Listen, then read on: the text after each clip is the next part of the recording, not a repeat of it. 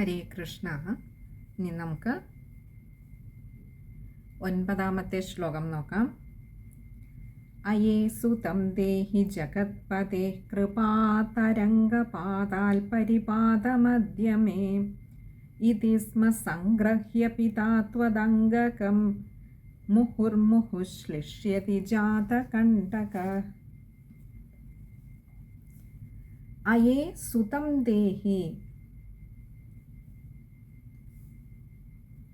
അയേ ഇവിടെ ഒരു ആശ്വാസത്തിൻ്റെ ഒരിതാണ്. ഉണ്ണിക്ക് കുഴപ്പമൊന്നുമില്ലാതെ കിട്ടിയപ്പോൾ ഗോപന്മാരും ഗോപസ്ത്രീകളുമൊക്കെ ഒരു ആശ്വാസം ഹാവു എന്ന് പറയുന്ന ഒരു ഇതാണ് അയേ എന്നുള്ളതിന്.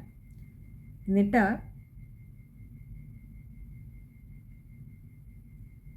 ആ യശോദാമ്മയോട് പറയുകയാണ്, അല്ലയോ യശോദാമ്മേ,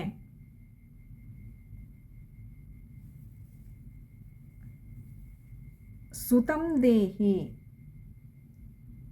സുതം പുത്രനെ, ദേഹി അതായത് തരൂ എന്നുള്ള അർത്ഥം. ആ ഉണ്ണിയെ, മോനെ ഒന്നിങ്ങോട്ട് തരൂ എന്ന് പറയുകയാണ്. ജഗത്പതേ, ഈ ജഗത്തിൻ്റെ മുഴുവൻ പതിയായിട്ടുള്ള നാഥനായിട്ടുള്ള ആ ഭഗവാന്റെ കൃപാതരംഗപാതാൽ, കൃപാതരംഗത്താൽ, കാരുണ്യഭാരത്താൽ, പരിപാദമദ്യമേ. പരിപാദം അദ്യ, ഇങ്ങനെ രണ്ട് വാക്കുകൾ ചേരുന്നതാണ് പരിപാദമദ്യമേ. അദ്യ എന്ന് പറഞ്ഞാൽ ഇപ്പോൾ, പരിപാദം രക്ഷിക്കപ്പെട്ട,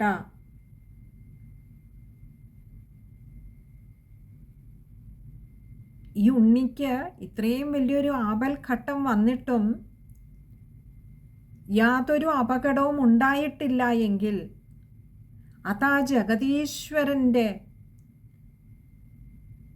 കൃപാകടാക്ഷം ഒന്നുകൊണ്ട് മാത്രമാണ്. അങ്ങനെ ആ സർവേശ്വരൻ്റെ കരുണാകടാക്ഷം കൊണ്ട് രക്ഷപ്പെട്ട എൻ്റെ ഈ ഉണ്ണിയെ ഒന്ന് തരൂ. കാരണം ഇപ്പോൾ അത് യശോദാമ്മയുടെ കയ്യിലിരിക്കുകയാണ് ഉണ്ണി. യശോദാമ്മ വാരിയെടുത്ത് ആ മാതൃവാത്സല്യത്തോടു കൂടി ഉണ്ണിയെ പരിചരിച്ചു കൊണ്ടിരിക്കുമ്പോഴാണ് നന്ദഗോപരോടി വന്നിട്ട് തൻ്റെ ഉണ്ണിയെ ഒന്ന് എടുക്കുന്നതിനായി യശോദാമ്മയോട് കൈ നീട്ടുന്നത്. എൻ്റെ ഉണ്ണിയെ ഒന്ന് തരൂ. മേ എന്ന് പറഞ്ഞാൽ എനിക്ക്.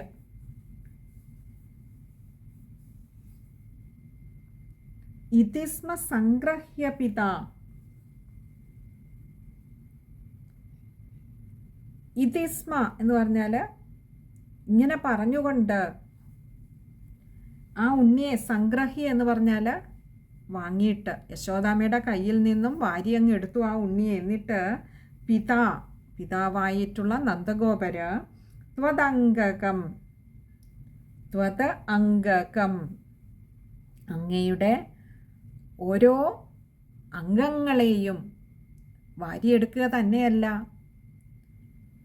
വാരിയെടുത്തതും നെറുകയിൽ മുത്തം കൊടുത്തിട്ട് കണ്ണുകളിൽ ചുംബിക്കുന്നു, കവിളിൽ ചുംബിക്കുന്നു, ഭഗവാന്റെ ആ പുഞ്ചിരിയെ ചുംബിക്കുന്നു, കുഞ്ഞു കൈകാലുകളിലെ ഓരോ വിരലുകളും ചുംബിക്കുന്നു എന്ന് വേണ്ട.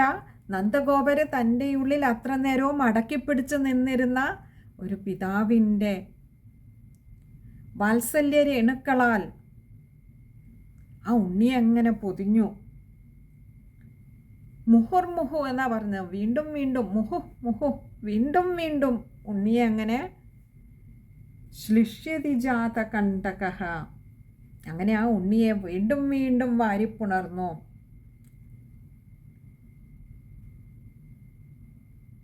എങ്ങനെ? ജാതകണ്ഠക. ആ ഉണ്ണിയെ വാരിപ്പുണരുമ്പോൾ നന്ദഗോപരുടെ ദേഹമാകെ രോമാഞ്ചമുണ്ടായി. പരമാനന്ദ സ്വരൂപനായിട്ടുള്ള സാന്ദ്രാനന്ദ സ്വരൂപനായിട്ടുള്ള ആ ഉണ്ണിയെ എടുത്ത് വാരിപ്പുണർന്നപ്പോൾ ഇവിടെ ഉണ്ണി തൻ്റെ പതിവ് ശൈലിയിൽ പതിവ് ലീലകൾ കൈകാലുകൾ ഇട്ടിളക്കി അങ്ങനെ കളിയും ചിരിയുമായി ഇരിക്കുന്നു. അത് യശോദാമ്മയുടെ കൈകളിലാണെങ്കിലും മറ്റുള്ള നന്ദഗോപരുടെയോ ഗോപന്മാരുടെയോ ഗോപസ്ത്രീകളുടെ കൈകളിലാണെങ്കിലും ഭാവഭേദം ഒന്നുമില്ലാതെ ഉണ്ണി തൻ്റെ പതിവ് ലീലകളിൽ അങ്ങനെ മുഴുകി ആ കൈകാലുകളൊക്കെ ഇളക്കി ആ കുഞ്ഞു കണ്ണുകളിലൂടെ പുറത്തേക്ക് കണ്ടുകൊണ്ടിരിക്കുന്ന പുറം ലോകത്തിൻ്റെ ഓരോ കാഴ്ചയും ആസ്വദിച്ച് അത്ഭുതം കൂറുന്ന മിഴികളിലൂടെ താൻ സൃഷ്ടിച്ച തൻ്റെ ചുറ്റിനും ഇപ്പോൾ കാണുന്ന ആ ലോകത്തെ അങ്ങനെ നിരീക്ഷിച്ച് ആസ്വദിച്ചു കൊണ്ടിരുന്ന ആ ഉണ്ണിയെ യശോദാമ്മയുടെ കൈകളിൽ നിന്നും നന്ദഗോപര് എടുത്തു വാരിപ്പുണർന്ന് ഓരോ അംഗത്തെയും ചുംബിച്ചപ്പോൾ നന്ദഗോപർക്കാകെ രോമാഞ്ചമുണ്ടായി. ശ്ലിഷ്യതി എന്ന് പറഞ്ഞാൽ ആശ്ലേഷിച്ചപ്പോൾ. ജാതകണ്ഠക അങ്ങനെ നിർവൃതി അടഞ്ഞു നന്ദഗോപര. നമുക്ക് ആ ശ്ലോകം ഒന്നുകൂടി നോക്കാം. അയേസു തം ദേഹി ജഗത്പതേ കൃപാതരംഗപാതാൽ പരിപാദമദ്യമേ ഇതി സ്മ സംഗ്രഹ്യ പിതാ ത്വദംഗകം മുഹുർമുഹുശ്ലിഷ്യതി ജാതകണ്ഠക.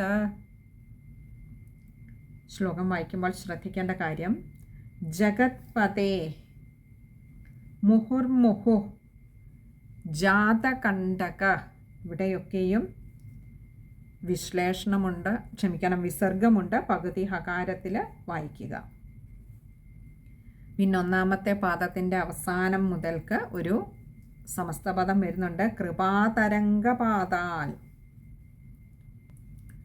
അത് ചേർത്ത് വായിക്കുക. അതേപോലെ പരിപാദമദ്യ, പരിപാദം അദ്യാണ് മായുടെ ആകാരം ശ്രദ്ധിക്കുക. അതുപോലെ ത്വദംഗകം, ത്വത് അംഗകം ആണ്, അവിടെയും ദായുടെ ആകാരം ശ്രദ്ധിക്കുക. അതുപോലെ ഗ എന്ന അക്ഷരത്തിൻ്റെ ഉച്ചാരണവും ശ്രദ്ധിക്കുക. കായാകരുത്, ഗായാണ്, അംഗകം. ബാക്കിയൊക്കെ എളുപ്പമുള്ള വാക്കുകളാണ്. ഇനി അടുത്തത് 10ാമത്തെ ശ്ലോകമാണ്.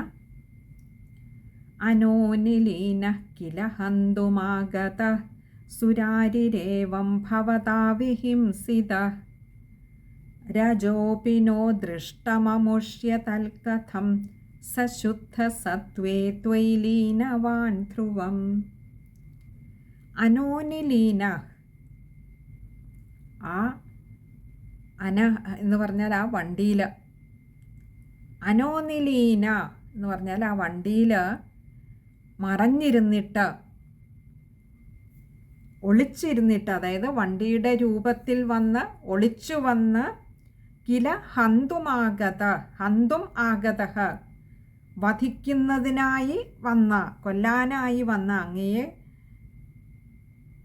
കൊല്ലുന്നതിനായി വന്ന, സുരാരിരേവം, സുരാരിഹി ഏവം, ഇങ്ങനെ 2 വാക്കുകൾ ചേരുന്നതാണ് സുരാരിരേവം. സുരാരി, സുരൻ, ദേവൻ. സുരൻ്റെ അരി, അതായത് ശത്രു എന്ന് പറഞ്ഞാൽ അസുരൻ.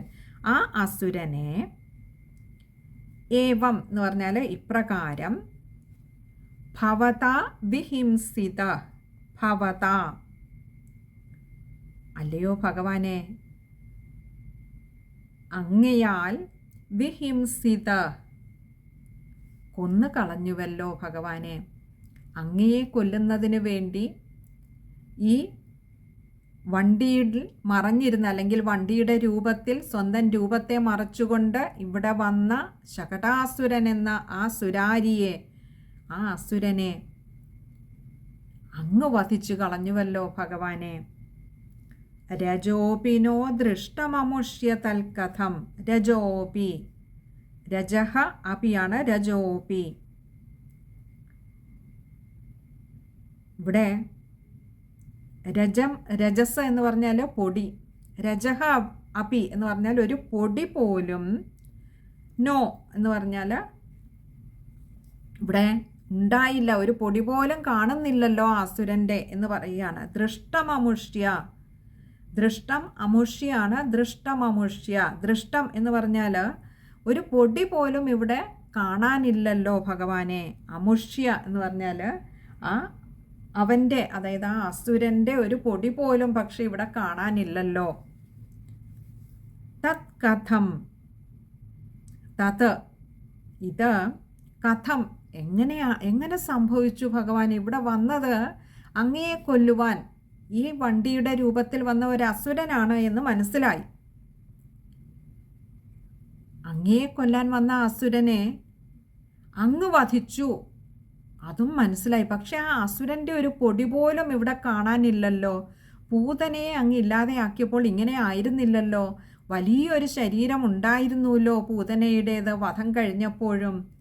ഇവിടെ എന്തേ ഭഗവാനെ ആ ശകടാസുരൻ്റെ ഒരു പൊടി പോലും കാണുന്നില്ലല്ലോ. സശുദ്ധ സത്വേ സഹ, അവൻ, അതായത് ആ അസുരൻ, ശുദ്ധസത്വേ, ശുദ്ധസത്വ സ്വരൂപനായിരിക്കുന്ന ഭഗവാനെ, അഥവാ അങ്ങയുടെ ആ സാത്വിക ഭാവത്തിൽ, ത്വയി ലീനവാൻ ധ്രുവം, ത്വയി എന്ന് പറഞ്ഞാൽ അങ്ങയുടെ ആ ഒരു സാത്വിക ഭാവത്തിൽ, ആ ശുദ്ധ സത്വസ്വരൂപമായിട്ടുള്ള അങ്ങയിൽ ലീനവാൻ, ലയിച്ചു ചേർന്നിട്ടുണ്ടാവും, ധ്രുവം എന്നുള്ളത് ഉറപ്പാണ്. അപ്പോൾ വണ്ടിയുടെ രൂപത്തിൽ ഇവിടെ വന്നിരുന്ന ശകടാസുരനെ അങ്ങ് വധിച്ചു, അങ്ങ് നിഗ്രഹിച്ചു. വന്നത് അങ്ങയെ നിഗ്രഹിക്കാനാണെങ്കിലും അങ്ങയാൽ നിഗ്രഹിക്കപ്പെട്ട ആ ശകടാസുരൻ്റെ ഒരു പൊടി പോലും കിട്ടാതിരുന്നത് എന്താണ് എന്ന് ഇപ്പോഴാണ് ഭഗവാനെ മനസ്സിലായത്. എന്തേ? ആ അസുരൻ പൂർണ്ണമായും സത്വരൂപത്തിലുള്ള ഭഗവാനെ അവിടുന്ന് ലയിച്ചു ചേർന്നു എന്നുള്ളത് ഉറപ്പാണ്. പിന്നെങ്ങനെയാണ് അവൻ്റെ ഒരു പൊടിയെങ്കിലും കാണപ്പെടുന്നത്? അവനേ അങ്ങയിൽ ലയിച്ചു ചേർന്നിരിക്കുന്നു.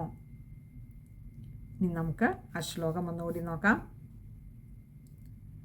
അനോനിലീന കില ഹന്തുമാഗത സുരാരിരേവം ഭവതാ വിഹിംസിത രജോപിനോ ദൃഷ്ടമമുഷ്യ തൽക്കഥം സശുദ്ധ സത്വേ ത്വയി ലീനവാൻ ധ്രുവം. ശ്ലോകം വായിക്കുമ്പോൾ ശ്രദ്ധിക്കേണ്ട കാര്യം, അനോനിലീന, അവിടെ വിസർഗമുണ്ട്, പകുതി ഹകാരത്തിൽ വായിക്കുക. അതേപോലെയാണ് ഹന്തുമാഗത, ഹന്തും ആഗത, മായുടെ ആകാരം ശ്രദ്ധിക്കുക, നീട്ടിയെടുക്കുക. അതേപോലെ വിസർഗമുണ്ട്, പകുതി ഹകാരത്തിൽ വായിക്കുക. പിന്നെ സുരാരിരേവം, സുരാരി ഏവമാണ്, രായുടെ ആകാരം ശ്രദ്ധിക്കുക. വിഹിംസിത, അവിടെയും പകുതി ഹകാരത്തിൽ വായിക്കേണ്ടതുണ്ട്. പിന്നെ രജോപി, അവിടെ വിശ്ലേഷണമുള്ളത് കൊണ്ട് ഓകാരം നീട്ടിയെടുക്കുക. ദൃഷ്ടമമുഷ്യ, അവിടെ ദൃഷ്ടം അമുഷ്യാണ്, മായുടെ ആകാരം ശ്രദ്ധിക്കുക. ഇനി അടുത്തത് 11ാമത്തെ ശ്ലോകമാണ്. പ്രപൂജിതൈസ്തത്ര തതോ ദ്വിജാതിഭിർവിശേഷതോ ലംഭിതമംഗളാശിഷ വ്രജം നിജൈർബാല്യരസൈർവിമോഹയൻ മരുത്പുരാധീശരുജാം ജഹീഹി മേ. പ്രപൂജിതൈസ്തത്ര, പ്രപൂജിതൈ, അങ്ങയെ പ്രപൂജിത, ഇവിടെ വളരെ ബഹുമാനിതരായിട്ടുള്ള പൂജിതന്മാരായിട്ടുള്ള, തതോ, തതഹ എന്ന് പറഞ്ഞാൽ അനന്തരം, തത്ര എന്ന് പറഞ്ഞാൽ അവിടെ. അപ്പോൾ അനന്തരം അവിടെ ഉണ്ണിയെടുത്തു, വാരിയെടുത്തു, ഇതൊക്കെ പറഞ്ഞു. അവർ ഈ കഴിഞ്ഞ ശ്ലോകത്തിൽ നമുക്ക് മേൽപ്പത്തൂർ നാരായണ ഭട്ടതിരിപ്പാടിൻ്റെ ഒരു ആത്മകഥം നമ്മൾ കണ്ടു. ശകടാസുരനായി വന്നിട്ട് എന്തേ ഒരു പൊടി പോലും കിട്ടിയില്ല. അങ്ങനെ ചിന്തിക്കുവാൻ കാരണം പൂതന മോക്ഷ സമയത്ത് കണ്ട ആ പൂതനയുടെ ഭീകരരൂപമായിരുന്നു എന്ന് കണ്ടു. അപ്പോൾ ഇത് കഴിഞ്ഞിട്ട് അടുത്തത് പറയുകയാണ്. അപ്പോൾ ഉണ്ണിയെ എടുത്ത് വാരിയെടുത്ത് അവിടെ നടന്ന ആ രംഗങ്ങളിലേക്ക് വീണ്ടും നമ്മളെ തിരിച്ചു കൊണ്ടുവരികയാണ്. 10ാമത്തെ ഒരു ശ്ലോകം ഗ്രന്ഥകാരൻ്റെ ആത്മകഥമായിരുന്നുവെങ്കിൽ അതിനു മുൻപുള്ള ആ കാഴ്ചയുടെ തുടർച്ചയായിട്ടാണ് ഇപ്പോൾ പറയുന്നത്. ബഹുമാന്യരായിട്ടുള്ള ദ്വിജാതിഭി ബ്രാഹ്മണരാൽ വേണ്ടത്ര പൂജകളൊക്കെ ഉണ്ണിയുടെ ആത്മരക്ഷാർത്ഥം ആപന്നിവാരണത്തിന് ആയിക്കൊണ്ട് വിശേഷങ്ങളായിട്ടുള്ള പൂജകളൊക്കെ ചെയ്യിപ്പിച്ചു. ഇനി ഈ ഉണ്ണിക്കൊരാപത്തും വരുത്തരുതേ. ഉണ്ണി പിറന്നിട്ട് ഇത്ര നാളെ ആയിട്ടുള്ളൂ. അപ്പോഴേക്കും എത്രയാ ആപത്തുകൾ വരുന്നത്. ആദ്യം പൂതന, ദാ ഇപ്പോൾ ശകടാസുരൻ. അതുകൊണ്ട് ഇനി ഒരാപത്തും വരുത്തരുതേ ഈ ഉണ്ണിക്ക് എന്നുള്ള പ്രാർത്ഥനയോടുകൂടി ബ്രാഹ്മണരാൽ, വളരെ ബഹുമാനിതരായിട്ടുള്ള ബ്രാഹ്മണരാൽ ആപന്നിവാരണത്തിനായിക്കൊണ്ട്, ഉണ്ണിയുടെ രക്ഷയ്ക്കായിക്കൊണ്ട് വിശേഷങ്ങളായ പൂജകളൊക്കെ ചെയ്യിച്ചു. ലംഭിതമംഗളാശിഷ, വളരെ മംഗളകരങ്ങളായിട്ടുള്ള ആശിസ്സുകളൊക്കെ ബ്രാഹ്മണരിൽ നിന്നും ഈ ഉണ്ണിക്ക് ലഭിച്ചു. ഉണ്ണിയുടെ ഈ ഭഗവാന്റെ അനുഗ്രഹം കൊണ്ടാണ്, മംഗള ആശിസ് കൊണ്ടാണ് ഈ ലോകത്തിന് മുഴുവൻ മംഗളം സംഭവിക്കുന്നത്. ഇവിടെ നോക്കൂ, ആ ബ്രാഹ്മണരുടെ അനുഗ്രഹം കൊണ്ട് മംഗളാശിസ്സുകൾ ഇപ്പോൾ ഈ ഉണ്ണിക്ക് ലഭിച്ചിരിക്കുന്നു. അതും ഉണ്ണിയുടെ അനുഗ്രഹം കൊണ്ട് തന്നെ, ഭഗവാന്റെ കൃപ കൊണ്ടാണ് ആ ബ്രാഹ്മണർക്ക് അതിനുള്ള ഒരു ഭാഗ്യം സിദ്ധിച്ചത്. വ്രജം നിജൈർബാല്യരസൈർവിമോഹയൻ, വ്രജം ആ ഗോകുലം, നിജൈർബാലരസൈർവിമോഹയൻ, തൻ്റെ നിജയ് എന്ന് പറഞ്ഞാൽ തൻ്റെ തന്നെ ബാല്യരസൈർ, തൻ്റെ ആ ഒരു ഉണ്ണിയായിട്ടുള്ള ലീലകളൊക്കെ കൊണ്ട് തന്നെ വിമോഹയൻ, ഭഗവാനെ അവിടുന്ന് മോഹിപ്പിക്കുകയും ആനന്ദിപ്പിക്കുകയും ഒക്കെ ചെയ്തുവല്ലോ ആ ഗോകുലത്തിലുള്ളവരെ. അങ്ങയുടെ സ്വതവേയുള്ള, അതായത് ഇപ്പോൾ ഭഗവാൻ ഏതൊരു ഭാവത്തിലാണോ ആ ഭാവത്തിന് അനുയോജ്യമായ വിധത്തിലുള്ള ലീലകളെ കൊണ്ട് അവിടുന്ന് ആ ഗോകുലത്തെ മുഴുവൻ ഒന്നാകെ മോഹിപ്പിക്കുകയും ആനന്ദിപ്പിക്കുകയും ചെയ്തുവല്ലോ. മരുത്പുരാധീശ, അങ്ങനെയുള്ള അല്ലയോ ഗുരുവായൂരപ്പ, രുജാം ജഹീഹിമേ, എനിക്ക് രുജാം ജഹീഹി, എനിക്ക് രോഗശാന്തി അരുളിയാലും ഭഗവാനെ, എൻ്റെ വേദനകളെയൊക്കെ ഇല്ലാതെയാക്കി തരണമേ. ഇവിടെ ഭഗവാന്റെ ഒരു അനുഗ്രഹം കൊണ്ടാണ് ആ ബ്രാഹ്മണർക്ക് ഭഗവാന് മംഗളത്തെ നൽകുന്നതായിട്ടുള്ള പൂജകൾ ചെയ്യുവാനും ഭഗവാന് മംഗളാശംസകൾ നേരുവാനും ഭാഗ്യം സിദ്ധിച്ചത്. നമ്മൾ സന്ദീപനി മഹർഷിയുടെ അടുത്ത് ഭഗവാൻ വിദ്യാഭ്യാസത്തിനായി പോകുമ്പോൾ അവിടെ സന്ദീപനി മഹർഷിയുടെ ഒരു ഭാഗ്യം, 4 വേദങ്ങൾക്കും ഇരിപ്പിടമായിട്ടുള്ള ഭഗവാനെ അവിടുത്തേക്ക് അറിവ് പകർന്നു തരിക, അതിനവിടുന്ന് നിയോഗിച്ചത് സന്ദീപനി മഹർഷി. അതൊക്കെ അവർക്ക് കിട്ടിയ ഒരു മഹാഭാഗ്യങ്ങളിലൊന്നാണ്. അതിനേക്കാൾ വലിയൊരു ഭാഗ്യമില്ല എന്ന് തന്നെ പറയാം. ഭഗവാന് വേണ്ടി പ്രത്യക്ഷത്തിൽ ഭഗവാന് വേണ്ടി ജീവിക്കുവാൻ കഴിയുക എന്ന് പറയുന്നത്. ഹരേ കൃഷ്ണ. ഇനി നമുക്ക് ആ ശ്ലോകം ഒന്നുകൂടി നോക്കാം. പ്രപൂജിതൈസ്തത്ര തതോ ദ്വിജാതിഭിർവിശേഷതോ ലംഭിതമംഗളാശിഷ വ്രജം നിജൈർബാല്യരസൈർവിമോഹയൻ മരുത്പുരാധീശരുജാം ജഹീഹി മേ. ശ്ലോകം വായിക്കുമ്പോൾ ശ്രദ്ധിക്കേണ്ട കാര്യം, ദ്വിജാതിഭിർവിശേഷതോ, അവിടെ അത് കഴിയുന്നതും ചേർത്ത് തന്നെ വായിക്കുക. ചേർത്ത് വായിക്കാൻ പറ്റുന്നില്ല എങ്കിൽ ദ്വിജാതിഭി, അവിടെ വിസർഗം കൊടുത്ത് പകുതി ഹകാരത്തിൽ വായിച്ചു നിർത്തുക. എന്നിട്ട് വിശേഷതോ എന്ന് താഴെ എടുക്കാവുന്നതാണ്. അതുപോലെ ലംഭിതമംഗളാശിഷ, അവിടെ വായിക്കുമ്പോൾ ശ്രദ്ധിക്കുക. 1 വിസർഗമുണ്ട്, പകുതി ഹകാരത്തിൽ വായിച്ച് നിർത്തണം. 2 മംഗളാശിഷ, പലപ്പോഴും നമ്മളവിടെ വരുമ്പോൾ ഗായ്ക്ക് കകാരം കൊടുക്കാറുണ്ട്, വായിക്കുമ്പോൾ ശ്രദ്ധിക്കുക. പിന്നെ നിജൈർ ബാല്യരസൈർ വിമോഹയൻ, അതും കഴിയുന്നതും ചേർത്ത് തന്നെ വായിക്കുക. ബാക്കിയൊക്കെ എളുപ്പമുള്ള വാക്കുകളാണ്. ഭഗവാന്റെ കൃപ കൊണ്ട് അങ്ങനെ നമ്മൾ 42ാമത്തെ ദശകവും ഒന്ന് അർത്ഥവിചാരം ചെയ്ത് ഭഗവാന് അവിടുത്തെ പാദാരവിന്ദങ്ങൾ സമർപ്പിക്കാൻ കഴിഞ്ഞു. ഇനി നമുക്ക് അടുത്ത സത്സംഗത്തിൽ ഇത് സമ്പൂർണ്ണ പാരായണം ചെയ്ത് അവിടത്തേക്ക് സമർപ്പിക്കാമെന്ന് കരുതുന്നു ഭഗവാനെ. സർവത്ര ഗോവിന്ദനാമ സങ്കീർത്തനം. ഗോവിന്ദ ഗോവിന്ദ.